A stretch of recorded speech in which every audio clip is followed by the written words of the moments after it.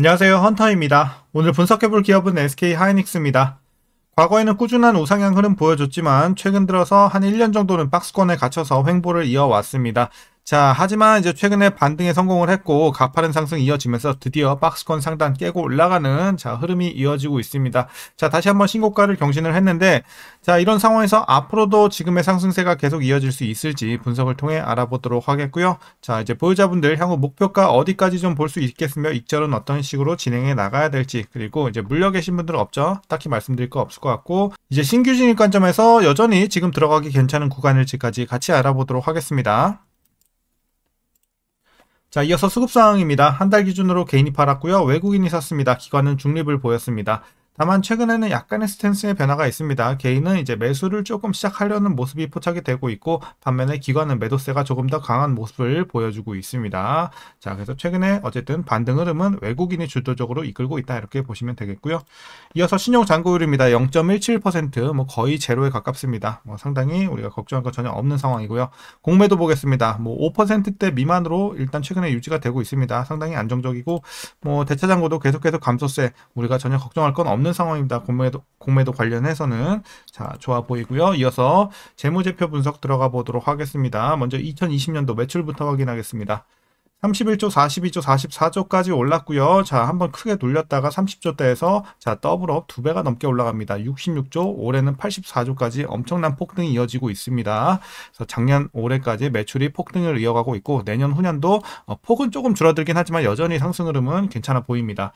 자, 영업이익 보겠습니다. 5조, 12조 마찬가지로 눌렸다가 마이너스 7조까지 이제 기록을 했었고요. 자, 작년에 어마어마한 상승을 보였죠. 그냥 흑자 전환이 아니라 23조라는 엄청난 거의 역대급 이제 실적을 보였습니다. 그리고 올해도 굉장히 큰 폭의 상승 36조. 자, 내년 후년도 괜찮아 보이고요. 자, 당기순이익도 마찬가지 흐름으로 보시면 되겠습니다. 최근에는 실적이 어마어마한 상황입니다.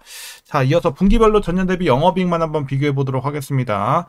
지난 1분기 2조 8천에서 7조대로 굉장히 큰 상승 보였고요. 2분기도 5조대에서 8조대, 3분기 7조에서 9조대, 자, 4분기도 8조에서 10조대, 각각 전년 대비 2, 3조씩 올라가는 굉장히 큰 폭의 상승 흐름 여전히 진행이 되고 있고, 뿐만 아니라 전 분기 대비해서도 매분기 증가세를 띠고 있다는 점도 상당히 견조해 보입니다. 자, 실적에선 말씀드릴 게 이제 더 이상 없죠. 너무 좋은 상황이고, 이어서 부채 비율 보겠습니다. 30, 50, 60, 80까지 올랐다가 다시 안정화, 40까지 내려왔습니다. 향후에는 더 내려갈 것으로 보여지고 있어서 지금도 재무 건전성 상당히 뛰어나지만 향후엔 더 좋아질 것으로 보여지고 있습니다. 그만큼 돈을 쓸어 담고 있기 때문이죠, 사실. 자, ROE 보겠습니다. 9, 16, 여태까지 좋았고, 이제 다시 한번 눌렸다가, 자, 플러스 전환할 때 엄청난 실적과 함께 30일까지 올랐어요. ROE가 말도 안 되게 올랐고, 최근에도 계속 30대 유지가 되고 있습니다. 내년 후년 조금씩 줄어들어도 여전히 20대. 그래서 최근에 수익성은 상당히 좋은 상황이다. 자, EPS도 꾸준한 상승은 괜찮아 보이고요. 자, 이제 배당금 보겠습니다. 올해는 일단 전년 대비 조금 이제 떨어진 1,760원 예상치가 나오고 있고요. 만일 이대로 배당을 하게 된다면 현재 주가 기준으로 계산했을 때 배당 수익률 약 0.71% 기대해 볼 수 있겠습니다. 일단 주가가 좀 많이 올랐기 때문에 배당 메리트는 다소 떨어졌다는 점 참고하셔야 되겠고요. 이제 마지막으로 현재 PER은 5.98배, PBR은 1.7배 나오고 있습니다. 그래서 현재 주가 밸류에이션 상황은요, 지금 최근에 반등이 좀 크게 나왔지만 여전히 싸다, 여전히 굉장히 저평가 구간으로 말씀드리도록 하겠습니다. 최근에 여러 가지 호재들도 있지만 실적이 너무나도 탄탄하게 뒷받침이 되고 있기 때문에 지금 오른 거는 오른 것도 아니다 정도로 말씀드리겠습니다. 여전히 굉장히 저평가 구간 말씀드리겠습니다. 자, 이어서 동사 관련 이슈 한번 살펴보도록 하겠습니다. 먼저 SK하이닉스는 D램 판매가 전분기 대비 21% 성장하면서 환율 약세 영향을 상쇄했고요. 이제 컨센서스를 상회하는 실적을 거둘 것으로 보여지고 있는 2분기의 상황입니다. 자, 그리고 이제 이에 따라서 전망치도 2분기 전망치도 계속해서 상향을 해주고 있는 모습이고요. 증권가에서도. 자, 그리고 한번 잡은 AI 리더십은 쉽게 꺾이기가 어렵고 기술 리더십을 기반으로 주요 거래선과의 협업도 강화했습니다. 특히 HBM4에서도 선도적인 점유율을 확보할 수 있을 것으로 보여지는 만큼 이 타이트한 수급 환경을 감안한다면 추가 상승 가능성도 충분히 유효하다라고 시장에서 판단을 하고 있고요. 자, 이어서 범용제 사이클도 점차 안정화될 것이라는 관측이 나오고 있습니다. 중국 진입 리스크를 줄이기 위한 기존 공급업계의 전략적 노선 변화가 지속되면서 수요가 견조한 제품의 한정된 차별적 투자 집행으로 수요 변화에 유연하게 대응할 것으로 전망이 되고 있고요. 또 투자자들의 기대를 끌어올리게 된 최근에 어떤 결정적 요인은 단연 HBM4 공급 소식이 되겠습니다. SK 하이닉스는 최근 12단 적층 구조의 HBM4 샘플을 엔비디아의 차세대 GPU죠. 이 루빈에 선제 공급했습니다. 그리고 HBM3에 이어서 HBM4까지 선제 대응하면서 기술 격차를 더 벌리고 있는 상황이고요.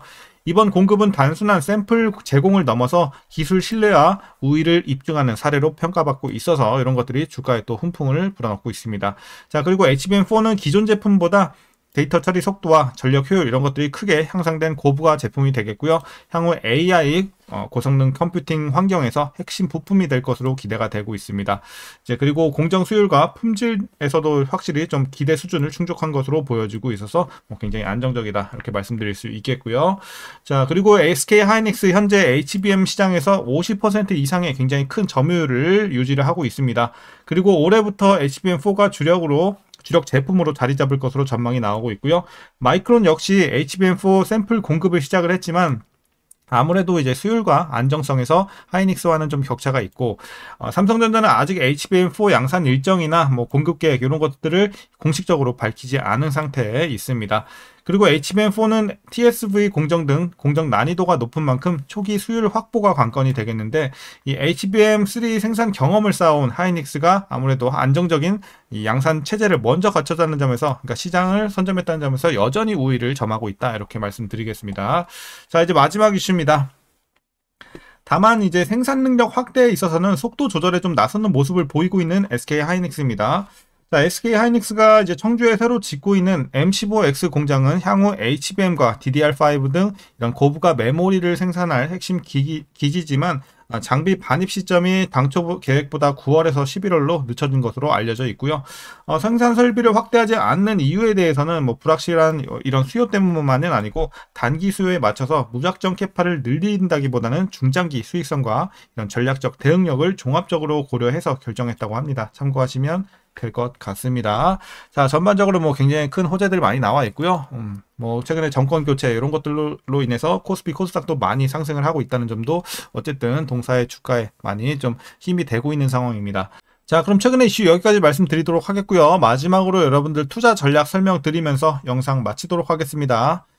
자, 먼저 신규 진입 관점. 물론 이제 메리트는 약간 줄긴 했죠. 이제 많이 올랐기 때문에. 하지만 여전히 굉장히 싸다. 여전히 충분히 추가 상승 가능성 크게 보고 있다라는 관점에서 지금 진입하는 것도 굉장히 여전히 긍정적으로 보고 있습니다. 그래서 제가 지난 영상에서도 아직 늦지 않았다 계속 말씀을 드렸고, 중간에 댓글 다시는 분들도 많았어요. 근데 계속해서 들어가도 괜찮다고 말씀드리고 있어요. 그리고 지금도 마찬가지예요. 여전히 아직 이제 시작이지 올라가는 길은 한참 더 많이 남았다.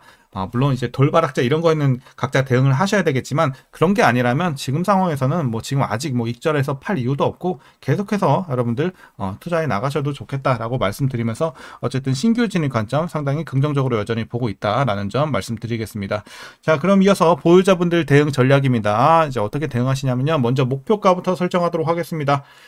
자, 이제 차트의 표시가 좀 힘들겠네요. 40만원 보고 있습니다. 지금 증권가에서는 30만원 초반대 보고 있는데 저는 조금 더 높게 잡고 있어요. 40만원까지 일단은 열려있다고 판단하고 있습니다. 그래서 여러분들이 중장기로 꾸준하게 더 보유하셔도 되고 아까 말씀드렸다시피 아직 익절하긴 조금 이르지 않나. 한 30만원 넘어서 익절 시작해도 늦지 않아요. 그래서 제가 봤을 때는 한 30만원 이후부터 차차 여러분들이 분할로 익절해 나가시면서 일단 최종까지는 맥시멈 40만원까지 열려있다라고 말씀드리겠습니다.